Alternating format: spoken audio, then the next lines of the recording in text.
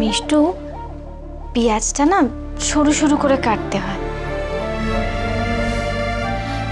তুমি তো দেখছি নাকের জলে চোখে জলে হয়ে গেলে। বরের জন্য রান্নাটা করবে কি করে? পড়ুক পড়ুক, একটু নাকের জল চোখের জল পড়ুক, তাহলে রান্না শিখবে।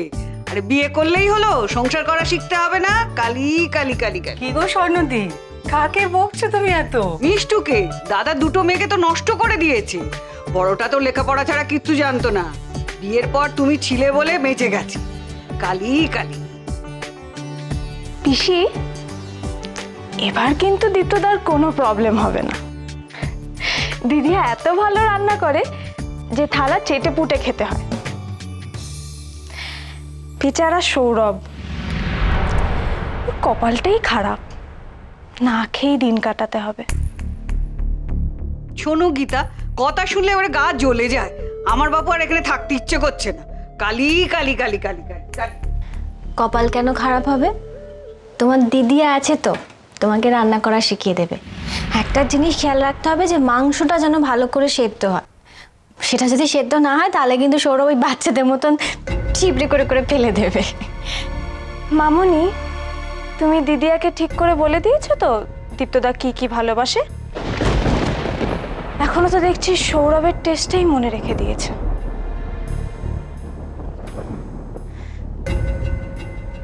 মিষ্টু, আমি মামনির সামনে বলছি,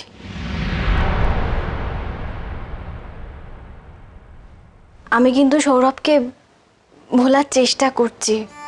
সত্যি বলছি আমি। একটু সময় দাও আমাকে, শুধু একটু সময়।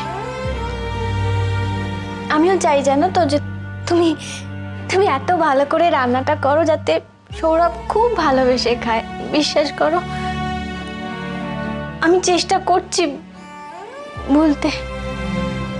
আলো, আলো, তুমি কেন এত ভেঙে পড়ছো? দেখো, মিষ্টু কথাটা নিশ্চয়ই তোমাকে হার্ট করার জন্য বলেনি। না মামনি, তুমি ভুল বলছো। আমি দিদি আর বিবেকটা জাগানোর জন্যই কথাগুলো বলেছি। ওর অন্তত এইটুকু মনে রেখে দেওয়া উচিত যে সৌরভ এখন আমার। ওর কোনো রাইট নেই সৌরভকে নিয়ে এত মাথা ঘামানো। আমি অনেক দিন ধরে সব কিছু চুপ করে সহ্য করেছি, কিন্তু আর নয়। আর দিদিয়া, তুমি একবারও দীপ্তদার কথা ভাবছো না? যে তোমাকে এত ভালোবাসে বলে সব কিছু জেনে শুনে তোমাকে মেনে নিচ্ছে। কই একবারও তো জিজ্ঞেস করতে শুনলাম না দীপ্তদা কি ভালোবাসে, কি খাবে, কি পড়বে। নাথিং। দিদিয়া, সৌরভ তোমার পাস্ট, দীপ্তদা তোমার প্রেজেন্ট। মিষ্টু, এভাবে কথা বলছিস কেন তুই? হ্যাঁ, তোরা আজকালকার মেয়ে, আধুনিক মেয়ে। আলো আর সৌরভকে পরিস্থিতির সঙ্গে মানিয়ে নেবার জন্য একটু সময় দে। মিষ্টু ঠিকই বলেছে মামনি। কত সময় দেবে বলো তো? আর কত সময় দেবে? আমি তোমাকে কথা দিচ্ছি মিষ্টু, কোনোদিনও তোমার আর সৌরভের সম্পর্কে মাঝে আমি কোনোদিনও আসবো না, কোনোদিনও না।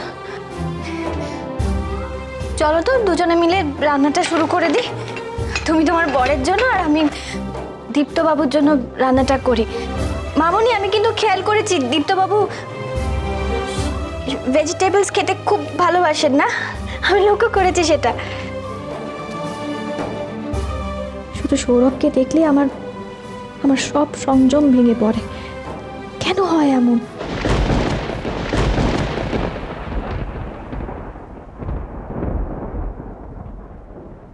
শুধু বিপুলতলা নয়, যেখানে আছো, যেভাবে আছো সেখানেই থাকতে হবে সেভাবেই। এর কাছে থাকতে পারে, নজর রাখো।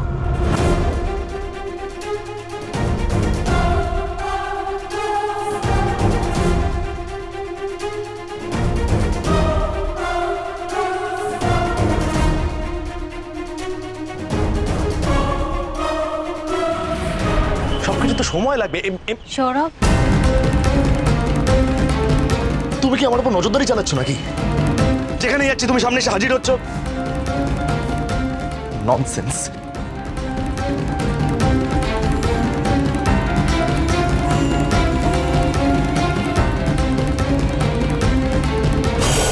সৌরভ,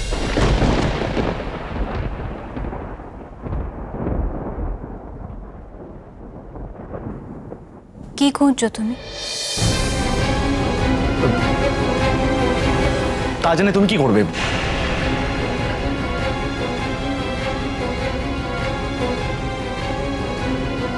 কি করব মানে? সৌরভ, আমি তখন তোমাকে বাজারে দেখলাম কারোর সঙ্গে কথা বলছো ফোনে। অদ্ভুতভাবে কথা বলছিলে। জিজ্ঞেস করলাম, কিচ্ছু বলতে চাইলে না তুমি। কি কি করছো বলো তো তুমি? এক্স্যাক্টলি কি করছো তুমি? কি লুকোচ্ছো বলো? বলো না, কি লুকোচ্ছো? কেন এসেছো তুমি এখানে? কি কি চাইছো তুমি? হ্যাঁ, একদম কথা এড়াবার চেষ্টা করবে না তুমি। সত্যি করে বলো, তুমি কোনো বিপদে পড়োনি তো? শুধু বিপুলতলা নয়, যেখানে আছো যেভাবে আছো সেখানেই থাকতে হবে সেভাবেই। কি হলো? চুপ করে আছো কেন বলো? তার মানে কিছু একটা হয়েছে, তুমি বলতে চাইছো না। বলো না সৌরভ, কি হয়েছে? এসব কথা জিজ্ঞেস করা উচিত বলে মনে হচ্ছে তোমার? যদি তোমার দীপ্ত দেখে ফেলে তো তখন?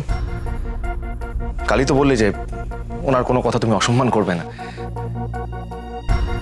এখনো যে এত খেয়াল নিচ্ছ, আমার এত খোঁজ রাখছো, এটা কি উচিত হচ্ছে বলে মনে হচ্ছে? মিষ্টু ঘরে নেই, তুমি ওর জিনিসপত্র ঘাটাঘাটি করছো। তুমি তো এরকম ছিলে না সৌরভ। আমার ভালো লাগছে না এসব। মানছি আমি তোমার স্ত্রী নই, দীপ্ত বাবুর বাগদত্তা আমি, কিন্তু তাও তুমি যদি বিপদে পড়ো, আমি তো চোখের সামনে সেটা দাঁড়িয়ে দাঁড়িয়ে দেখতে পারি না। কি করবে তুমি? এর সাথে জড়িয়ে ধরে বলতে পারবে না যে সৌরভ তোমার গায়ে কোনো আঁচ আসতে দেবো না আমি? তোমার সমস্ত বিপদ আমার বলতে তো পারবে না তো? তুমি আমি সম্পূর্ণ আলাদা হয়ে গেছি, হ্যালো, সব দিক থেকে। সেটা যত তাড়াতাড়ি মেনে নিতে পারবে ততই ভালো তোমার পক্ষে। খেতে এসো।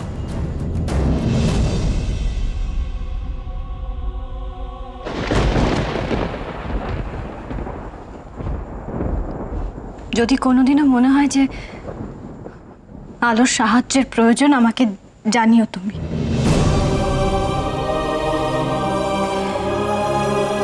সৌরভ, তুমি আমার সন্তানদের বাবা। তারা যেখানেই থাকুক না কেন, তারা আছে এখনো।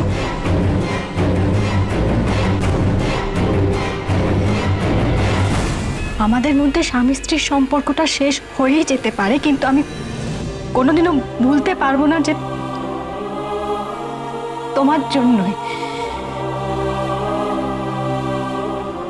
তুমি আমাকে প্রথমবার মা ডাক শোনার সুযোগটা করে দিয়েছিলে।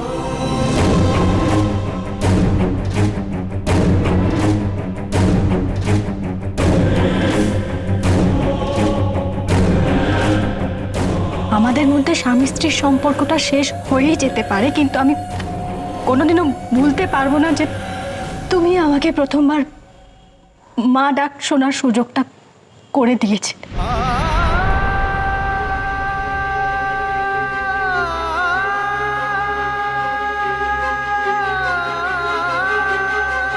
আমার লাইফটা বরবাদ করে এখন সহানুভূতি দেখানো হচ্ছে। Get lost. সৌরভ, তুমি আবার মিথ্যে বলছো, আবার নাটক করছো তুমি। আমি তোমাকে খুব ভালো করে চিনি, তুমি আর আমাকে ঠকাতে পারবে না। এখন যদি তুমি দেখো আমার কোনো বিপদ হচ্ছে, তখন কিন্তু তুমি